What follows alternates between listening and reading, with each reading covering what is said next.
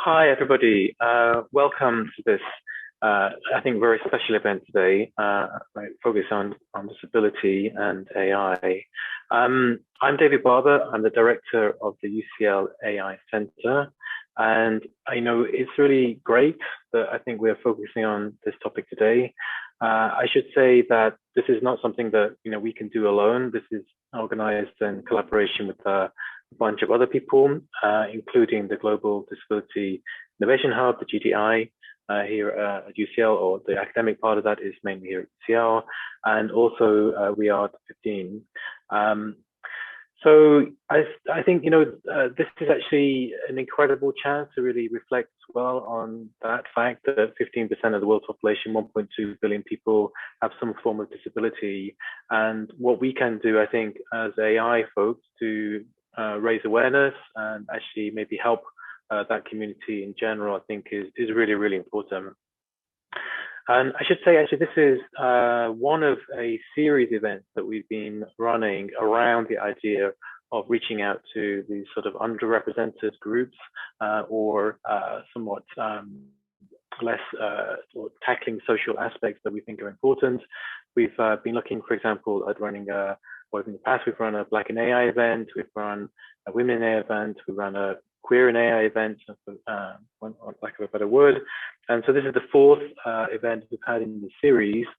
And we're hoping to continue this scheme actually going forward as well. So these are really important topics that I hope you find also very interesting. So please do join us in those as well. So today we've got I think a pretty amazing lineup of people from all around the world, from social organizations to companies to globally leading academics, and we've got panel sessions. So please do stick around. Please do join in. Please do ask questions. Please be part of this community. We're very, very welcome for your input in general, and very feedback as well. I think this is really just part of an ongoing conversation, and I very much hope that this will actually lead to interactions with each other and potentially for the start of good friendships going forward. So I don't have a huge amount to say apart from that. It's going to be quite a long afternoon. So there'll be some breaks in between. Please, like I said, do try to join in all the panel sessions if you can do, and otherwise I wish you a wonderful afternoon. Thank you very much. So as David mentioned, if you have any questions, we'd love to hear from you. There is a Q&A section at the bottom of your panel that you should be able to see. So if you pop any questions in there, then we can get the panelists to look at them and answer them, or the presenters at the end of their presentations. So first up, we are very excited to have Professor Schaer and Dr. Thomas Maillart, I hope I'm pronouncing that correctly, from the University of Geneva. They're looking at the early detection of autism spectrum disorders based on AI. So I know you're due to start sort of in a couple of minutes, but if you want to take some time to quickly introduce yourself and get started, then that'd be wonderful. So over to you. Great. Thank you for having us today. Good afternoon, everyone. It's really a pleasure and honor to be with you. And we see a lot of people are participating, so that's really great. I'm Thomas Maillart. I'm a member of the faculty of the School of Economics and Management at the University of Geneva, and my interest is in collective intelligence. So I'm really interested in how people actually communicate non-verbally to deliver innovation, performance, and creativity. And the link with this project, which I've been doing with Professor Schaer, is exactly about really finding ways of technically eliciting non-verbal communication and social interactions. So of course, for autism, it's more the lack of social interactions, but on the long run, for me, the goal is to understand how these social interactions can actually benefit people in a world is more than the sum of its parts way. And so my name is Schaer, and I'm a child psychiatrist. And as Thomas just said, I'm interested in autism and in how we can better diagnose autism earlier. And so that's the project we're going to show you today. Sharon, do you want us to start sharing the screen? Yes, just give a minute. I will make you co-host so that you can do that. There you go. Thank you very much. So we are going to do this presentation really in a two-voice manner so that you can see both the use case and from the clinical side what is of interest for me, and then also from the technical part what Thomas developed. I'm really sorry, I have to apologize. I cannot stay later for the panel session because I have to teach another course at the same time, but Thomas is going to be with you for the rest of the afternoon, so he's going to be able to answer all the questions. So let me start by just telling you that what is very interesting in this panel is how we can use this technology in order to provide earlier detection for diagnosing autism. But maybe before I start, I need to introduce you to autism. I know a lot of people are familiar with that in this panel, maybe not all of them. Very, very briefly, it's a diagnosis that is associated with deficits in social communication and also with the fact that the people that have autism, they show repetitive behavior or sometimes restricted interest. And what we're going to focus our work on today is mostly on the social communication aspect. And it's something that is quite prevalent. As you can see, the latest prevalence is show that it's affecting 1 in 54 children. That's in America. There is no reason to think that it's different in Europe. So it's something that has an increasing prevalence and that is quite common. What we can do when a child has autism is that we can start to intervene very, very early on. Sorry, by just giving those children access to behavioral intervention. And the idea is that when you see children with a typical development, they acquire skills every day in a very striking manner, days after day. And this is what you will show here about the typical development here is that at the age of 3 years old, you have the developmental age of a 3-year-old child. When children are on the autism spectrum, sometimes, even if it's not always the case, they show a lag in their development so that they don't acquire skills as fast as children with a typical development. And when we have early intervention, the full idea there is that as early as possible, we can try to intervene on those trajectory to help those children to really gain a lot and get closer to what their typically developing peers are doing at the same age. So there is really a critical thing that we need to intervene as early as possible, but for that we also need to diagnose as early as possible. And this is something that is difficult because the signs are not always very easy to recognize because there is not a lot of specialists, and this is what all our work is based on. Indeed, why do we need that? First, because I just told you, ASD, autism spectrum disorder, is something that is very prevalent. But on the other hand, we don't have that many specialized resources for diagnosis. There is no such much in Europe that I know of, but here what you can see is the specialized resources over the United States. And you can see that all the regions that have either no green, no orange, or no red are regions where there is no access to specialized resources. So there is really a need for the families living far away from those resources or where there is less resources available to have a way to be able to see, okay, I think my child has something, but I don't know what to do or to deal with that. Who do I need to speak with, and what do I need to do with my child? So the full idea that we have in mind on the long term, and this is just the first step to go there, is that we probably need to have something that is either automatized or semi-automatized that will be a screening so that we can really enhance the early diagnosis and the early intervention. You have to imagine that in average, parents, they get concerned about a year and a half before they get access to the diagnosis. So it's a lot of time that is completely wasted if we cannot give access to these children to a proper diagnosis and then the proper intervention. And this is exactly in a period where those children, they will gain tremendously if they got access to proper treatment. So there is really a use case that is very strong here. So what we've been thinking of is actually when there's a diagnosis going on, the team of Mary, they've been recording this diagnosis session for coding, for post-diagnosis analysis, for research. And the first thing we thought was, is there a way we could actually model the social scene in a way that would be, let's say, comprehensive, but at the same time, we also have some thought about making things privacy preserving for obvious reasons that we might explain later. That actually when the least we share actually medical data, the better it is. So our idea was to actually use technology that it's very sensitive. Okay, here.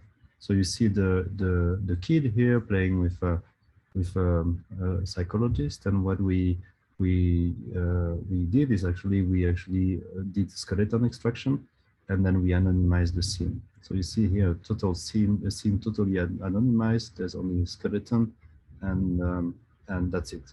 And we saw that, and we're going to go to the next slide, and we saw there was something intuitive with having this scene, even though it's about socialization or social interactions that we that is obvious, and we saw it would be capturable by AI, as you will see later. So I just here, apparently it's very sensitive, but I'm going to show you a scene with a typically developing kid. Okay, sorry. Yeah. So on the left, you have a typically developing kid, and you see that he or she is actually interacting with the adults. So probably here's a clinician and a parent.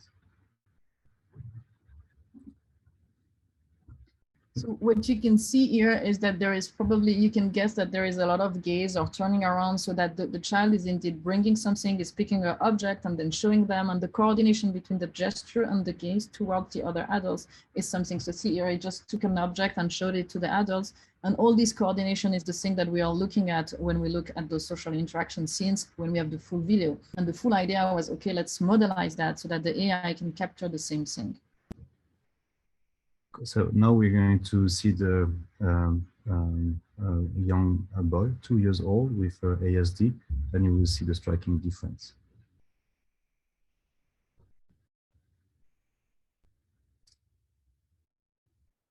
So you see here the kid is just doing things on his own. He's not going to interact. You don't see any you know, or very much less eye contact.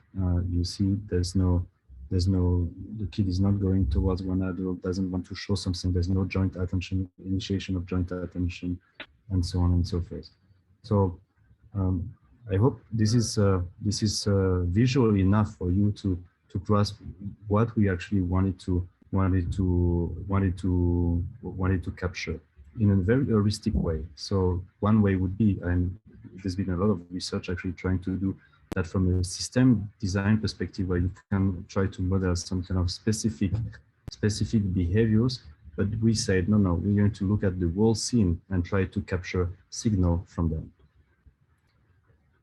So what we did is we had access to those videos, because this is indeed the diagnostic test. So when you do a diagnosis of autism, usually what people do is that they do this video, which is about an hour. It's a test called an ADOS, so Autism Diagnostic Observation Scale. And in this test, the examiner, the psychologist has to do a lot of things with the child, as you saw before, like blowing bubbles so that the child is requesting. And those videos, we had them for about 10 years, and we decided to exploit them so that we are able to identify whether the AI is able, as well as us clinicians, to diagnose autism. So for that, we just wanted to have tests that were balanced. And we decided to take all the video that we had, but we were just missing a bit of the typically developing children. So we finally used a training set, which was made of 68 children, 34 on the spectrum, 34 with typical development. And then we decided to compare that with a testing set that was exactly balanced. So same type of age, same type of sex repartition, and really all the same things in terms of the level of the different tests that were used. So they were very, very similar. And then we were left with a lot of video, because we see more children on the spectrum than typically developing children. So we were left with another unbalanced set of 101 children on the spectrum that were not totally matched in terms of the age and the sex. And we wanted to use those two testing sets to see whether the prediction was the same or not. Here you see also all the details in the table. If you're interested, you can also look at it in the paper. So namely what we did is that actually we wanted to predict some outcome. So whether it would be an autistic kid or not from the training test, the balanced training test. Sorry, but we wanted to actually look at not the whole video, but actually take some little chunks of around 10 seconds. So what we did is that for the 10 seconds videos, we would extract all the images, and then do image processing and train a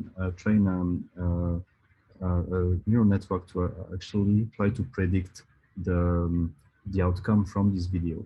And then we took all the videos from let's say around 1 hour of diagnosis, and then we would just each of these chunks of 10 seconds we would actually test them against the final diagnosis. So we train, and then and oh, it was 5-second segment prediction. Sorry, we made a lot of testing, and then we would make an aggregate, a mean to actually see whether the majority of the this the 5 seconds chunk, they would actually predict correctly the diagnosis. So this is a bit the technical part for all those who love AI, but what we actually did is to make it very quick, we actually did very honestly bootstrapping. So at the beginning we had little knowledge, we were exploring, and then step by step we actually came up with a model that would be performing quite well, so that's the idea of improving the neural network. What you see here, I think it's important that you don't see it here, but I think it's really important that we did not do anything. If you go back to this slide, when we look at the scenes, we were not actually trying to model or to specify, some special scenes or special behaviors that were associated with the scene. We would just take the image, code it properly, and then train the neural network on the base of this image or this stream of images of 5 seconds. So what we tried to see was, if you're about screening, you want to see how long it takes to actually come up to good accuracy. So overall, we came up with 80% accuracy, you can see in the paper, but we wanted to see how many minutes you need to actually reach this plateau. And it's the graph A that you can see that actually very quickly you get close to 70%. And this is something interesting, because let's say we would just do some screening at home or at school or on a daycare. The question is, do we need to have each kid to be filmed and analyzed for 1 hour, or 20 minutes would be sufficient? So this was one thing that we were interested in. And then we wanted to see also if the prediction was stable over time, and we found that there's quite a stability in prediction, so no big discrepancy between TD and typically developing and ASD. And then we actually had a chance, or maybe it's not a chance, but actually it happened this way, that we had different video taking settings, because we upgraded our video taking infrastructure over time.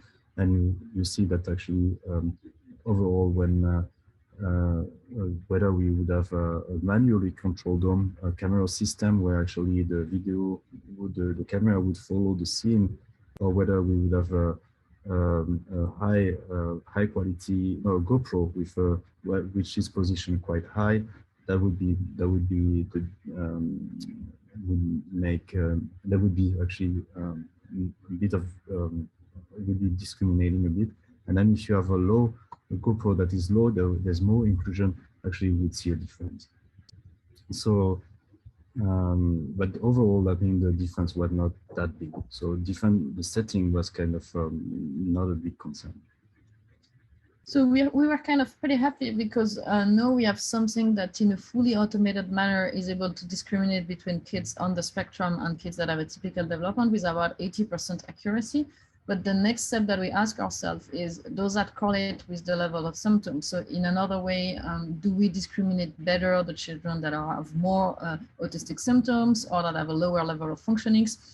So this is what you can see here, is that each time we just plotted the probability given by the AI of being discriminated being ASD or not. If you're very high, like it's 100% of being ASD, 0%. So you can see that there is, of course, a difference between the typically developing in blue and in red, the kids on the spectrum. This is why the AI is working. But the next thing that you can see is that it somehow correlates with the level of several symptoms. So it correlates with the level of autism severity. It correlates also with the level of adapting functioning, the IQ level, a lot of other skills. So it's quite interesting because here the only thing we input is a yes or no, a binary decision, but in the end it seems that it's as if the algorithm is finding something that really is something that is more on a continuum about the spectrum of the autism difficulty, and like from being very affected to being less affected. So that's something that for us is quite encouraging, because we think that then the next step is that we can really refine this first algorithm. It was really a first step in order to discriminate between yes and no, autism or not autism, but the next step is in order to have something that is way more fine-grained in the characteristic that we can see with those computer vision tools. We indeed looked at each individual symptoms, and here what the observer can do visually is just say, when we do that with the kid, we don't code all these things on a scale of 0 to 20, but each symptom we code it with like either 0, which means for us it's totally non-autistic, or we code a 1, which is, it's qualitatively a bit autistic, or a 2 or a 3 sometimes, which is like it's very clearly autistic. And here you can see all the symptoms that we code. Things like whether the kid is pointing or not, whether the child is using the eye contact, is doing communicative gesture, or is giving something or showing something. And here what you can see is that our algorithm, what we was just giving either a 0 or a 1, so either autistic or non-autistic, is also able to somehow quantify, if we look at the probability, it's also able to somehow quantify all those behaviors which are non-verbal communicative behavior. So that's really encouraged us a lot, so that the next step is that we really want to go from the classical tools that we have, which is, as I just told you, manually we code all of this behavior on a scale of 0 to 2, which takes a lot of time. It's something that requires a high expertise.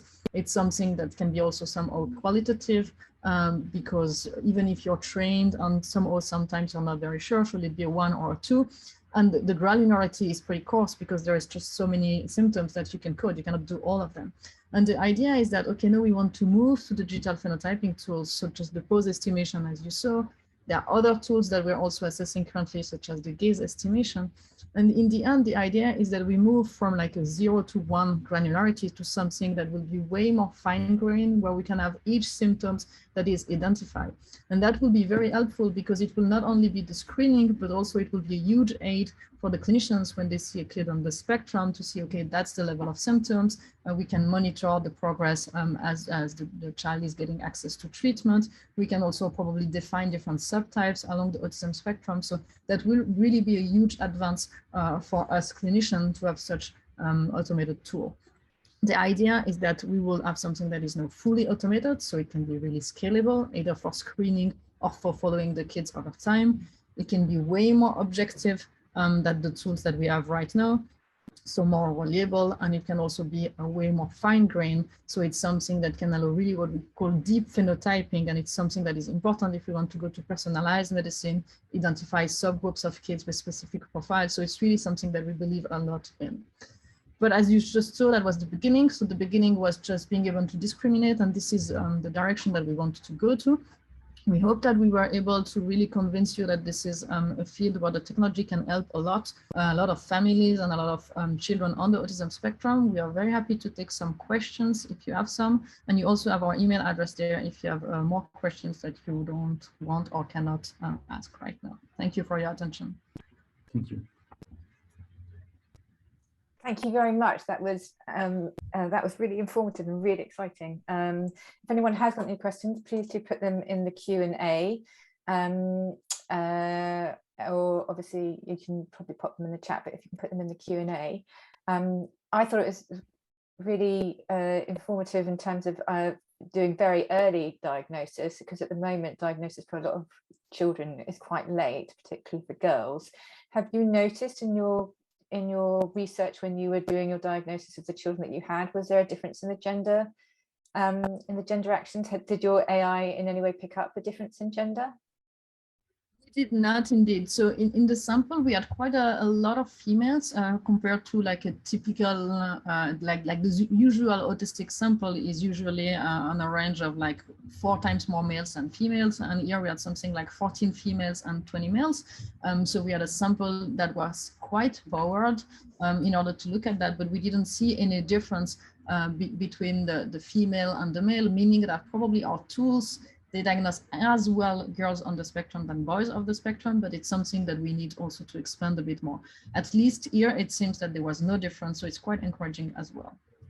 Okay, and we've got a question in the Q&A from Tanya Forville, who wants to know, can these tools be used to diagnose adults, and if so, how? I think it's a very good question.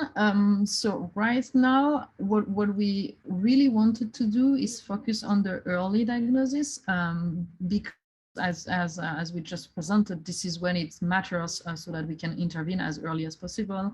And there is really a huge difference that is going to make if we can get access to the diagnosis very early on. And it was also a bit opportunistic, because when you diagnose a child very early on the autism spectrum, everything is in the nonverbal communication, as you saw. It's like either like reaching, giving, gazing. It's the coordination of all of that. And given that we are doing computer vision, it was things that we were able to see. What you probably saw in the video that Thomas was showing us is that you get this gut feeling, okay, no, I can see the interaction, whether when the other child was just at the floor looking at some object on the floor but not sharing, you can also see that there is no interaction. So it was also a bit opportunistic for us, saying, okay, we have those computer vision tools, and they probably are going to work better when there is something that is translated through the body, like body communication. And it was also exactly the same time when we really need to be diagnosing more. So this is what we did. We also think that it probably would work with autism, with adults, that are on the spectrum. But the thing is that probably the nonverbal communication is less obvious in adults. So it's not sure that it's going to work as well. We also might need to look, for instance, at the verbal communication. So develop another type of AI that is able to look either at the prosody or the content of the sentences or the structure of the sentences. So they probably need to have other layers or other symptoms that we're looking at. Right now, we didn't do all of that, and we didn't test whether the same type of network is going to work in adults or not, but it's a quite interesting question.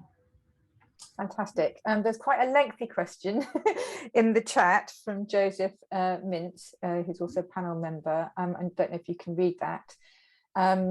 Just to say that the next session is going to start in 3 minutes. So if you don't feel that you can answer that, we can always circle back and I can introduce you to offline. Also, Sylvia Wassack wants to know when all the tools will be available widely outside of the lab. Maybe you can go for the so while Mary is studying the question by Joseph, which is quite long, I can do the answer for Sylvia.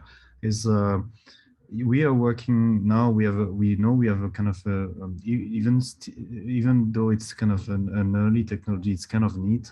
But what we are really concerned with is actually to really think hard on how we can actually put it to the best use of the users. So we are really now using some strategies of user-centric design, engaging with parents of autistic kids to really understand what is actually the best way we could use this technology. And we are really now running some moments of collective intelligence with people, with parents, with clinicians, with researchers, to actually really nail down what is really needed, because the technology doesn't tell you it doesn't tell you how you can use it in a way that is going to be ethical, moral, and at the same time useful for the parents. So this is the stage we are. So when is it going to be out there? When we actually will have found the assurance that putting it out there is not going to put the kids or the families at a risk of emotional distress or the danger. Okay, fantastic. We're going to actually have to move on to the next person, but there seems to be a lot of interest and people are asking questions. I don't know if you're able to respond in the Q&A. You should be able to hopefully type an answer yourself. I've asked the next presenter presents similarly. If you could try and make sure you put the questions in the Q&A, then the panelists can answer directly to you rather than put it in the chat. But it's wonderful that we're having so much interaction. But we have our next presenter, who is William Dudley from Imperial College London. So I just want to say thank you very much to Maillart and Thomas. That was fantastic, and please do stay around to answer the questions. And up next is William Dudley from Imperial College London. So thank you very much. Can everyone give a clap? I'm not sure if we can do the interaction thing, but thank you very much.